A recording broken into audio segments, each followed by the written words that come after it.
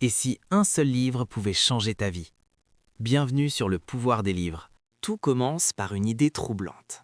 Et si la plupart des gens vivaient toute leur vie sans jamais vraiment penser par eux-mêmes? Et si une force invisible manipulait leurs peurs, leurs habitudes et leurs décisions? C'est exactement ce que révèle une interview fictive et fascinante que l'auteur réalise avec le diable lui-même. Dans ce livre, l'auteur explique qu'après le succès de son premier grand ouvrage sur la réussite, il voulait comprendre une question essentielle.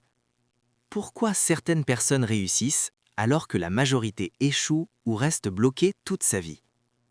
La réponse qu'il découvre est surprenante. La plupart des gens sont contrôlés par ce qu'il appelle la dérive.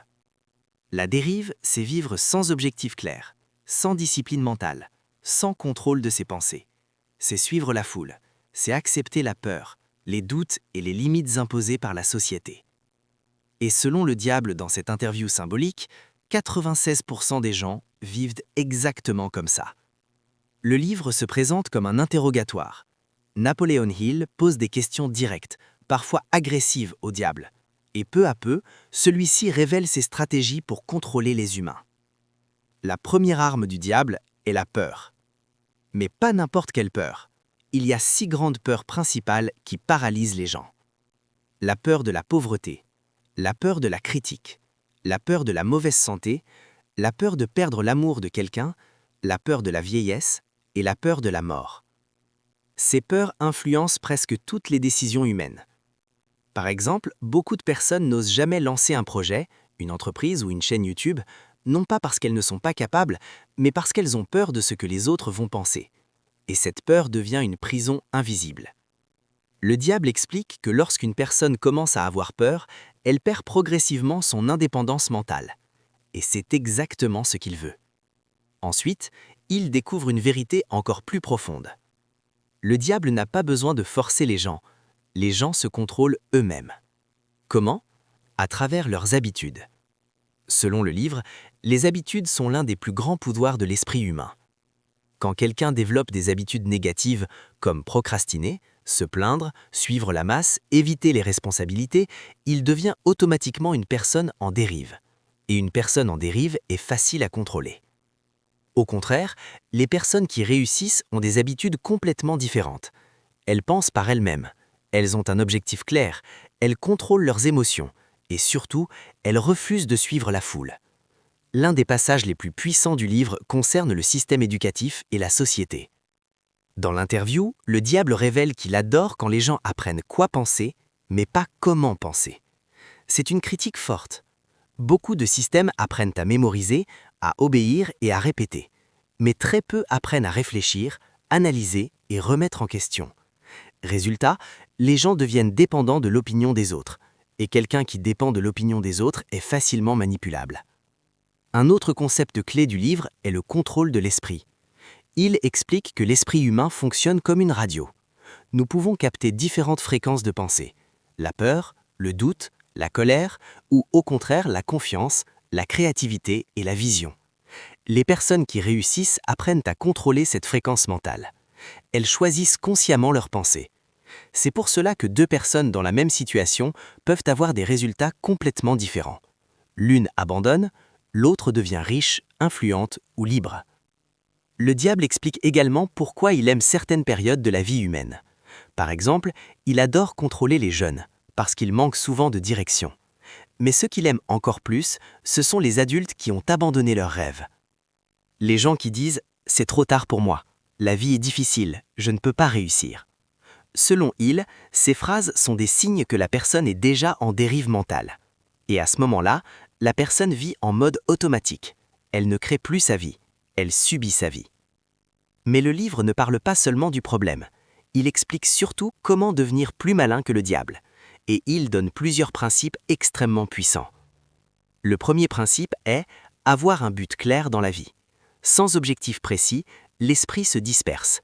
Quand quelqu'un sait exactement ce qu'il veut, il devient beaucoup plus difficile à contrôler, parce que toutes ses décisions commencent à suivre une direction. C'est ce qui distingue les entrepreneurs, les créateurs de contenu, les leaders et les innovateurs. Ils savent où ils vont. Le deuxième principe est la maîtrise de soi. Cela signifie contrôler ses émotions, ses réactions, ses pensées et ses habitudes. Hill insiste sur une idée importante. La discipline personnelle est la clé de la liberté. Sans discipline, on devient esclave de ses impulsions. Avec discipline, on peut transformer sa vie. Le troisième principe est « penser par soi-même ». C'est probablement l'un des messages les plus forts du livre. Les personnes qui réussissent ne suivent pas automatiquement les croyances populaires. Elles analysent, elles observent, elles prennent leurs propres décisions. Et cela change tout, parce que la majorité des opportunités se trouvent là où la majorité des gens n'osent pas aller. Un autre enseignement majeur du livre concerne l'environnement. Le diable explique qu'il devient beaucoup plus puissant quand quelqu'un est entouré de personnes négatives. Les gens qui se plaignent, les gens qui critiquent, les gens qui découragent les rêves. C'est pourquoi Hill insiste sur l'importance de choisir son entourage. Votre environnement peut soit accélérer votre réussite, soit ralentir votre potentiel. L'un des moments les plus marquants du livre concerne quand Hill demande au diable « Qui est le plus difficile à contrôler ?» Et la réponse est très intéressante. Le diable dit que les personnes les plus difficiles à manipuler sont celles qui possèdent ces qualités. Un but clair, une foi forte en elles-mêmes, une discipline mentale, une capacité à apprendre de leurs échecs et surtout l'habitude de penser par elles-mêmes. Ces personnes deviennent pratiquement impossibles à arrêter. Le livre parle aussi de l'échec. Il explique que l'échec n'est pas un ennemi. En réalité, l'échec est souvent une étape vers la réussite. La différence entre les personnes qui réussissent et les autres est simple.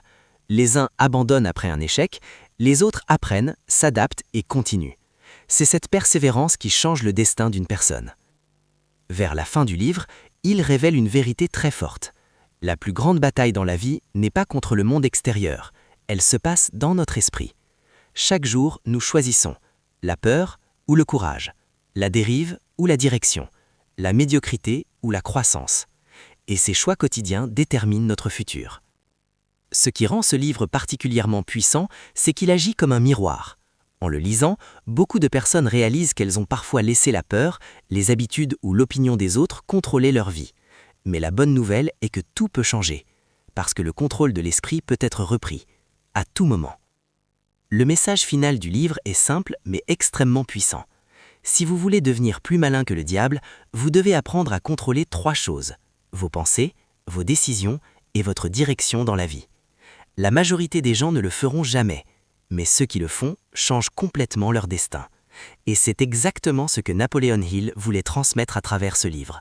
Un avertissement et en même temps un guide pour reprendre le contrôle de sa vie. Et si une seule idée pouvait changer ta manière de penser, et peut-être même ta vie? Chaque grand entrepreneur, chaque investisseur et chaque leader a été influencé par des livres puissants. Mais tout le monde n'a pas le temps de lire des centaines de pages. C'est pour cela que le pouvoir des livres existe. Transformer les meilleurs livres d'entrepreneuriat, de développement personnel et de finance en leçons simples, puissantes et applicables immédiatement. Si tu veux penser plus grand, comprendre l'argent et développer une mentalité de réussite, abonne-toi maintenant. Parce qu'une idée peut changer une décision et une décision peut changer toute une vie.